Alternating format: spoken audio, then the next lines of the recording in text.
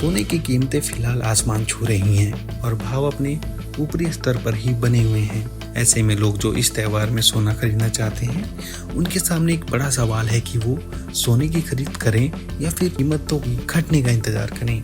सोने की कीमतों में आने वाले समय में मुनाफा वसूली की संभावना है, लेकिन लंबी अवधि के संकेत मजबूत बने हुए हैं। इसी वजह से एक्सपर्ट सलाह दे रहे हैं कि फिलहाल सोने की खरीद के लिए सावधानी के साथ योजना बनाना जरूरी है।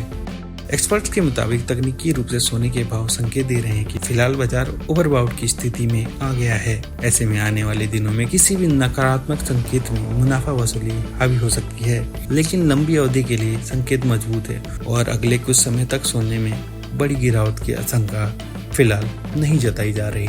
गोल्डमैन सैक्स रिसर्च ने अपने सकारात्मक अनुमान को दोहराते हुए कहा है कि सोना 2026 के मध्य तक $4,000 और दिसंबर 2026 तक $4300 प्रति औंस तक पहुंच सकता है।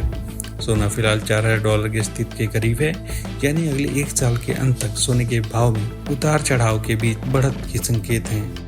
वहीं चांदी को लेकर भी तेजी का अनुमान है। HSBC ने कहा है कि 2025 के बाकी साल में प्रति औंस चांदी $45 से $53 के स्तर के बीच रह सकती है। वहीं साल 2026 में भाव $40 से $55 के बीच रह सकती है, यानी यहाँ भी उतार चढ़ाव के बीच भाव बढ़ने के संकेत हैं। एक्सपर्ट्स के मुताबिक फेस्टिव सीजन में सोना चांदी खरीदने की अपनी अपनी वजहें होती हैं। कई लोग परंपरा की वजह से सोना चांदी लेते हैं, वहीं कई लोग शादियों की खरीदारी की शुरुआत करते हैं और उसमें से कुछ लोग निवेश के नाम पर सोना लेते हैं। एक्सपर्ट्स मान रहे हैं कि अगर आप परंपरा या शादी की वजह से इन त्योहारों में शुभ मुहूर्त पर खरीद करना चाहते हैं तो कर सकते हैं, क्योंकि भाव में इतनी गिरावट की उम्मीद नहीं है कि औसत खरीद पर बड़ा फायदा हो।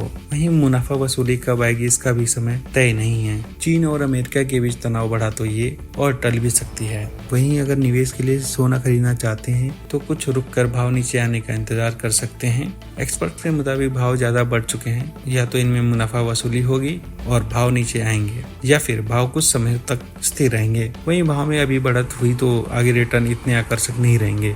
ऐसे में निवेश के लिए इंतजार करना बेहतर रहेगा।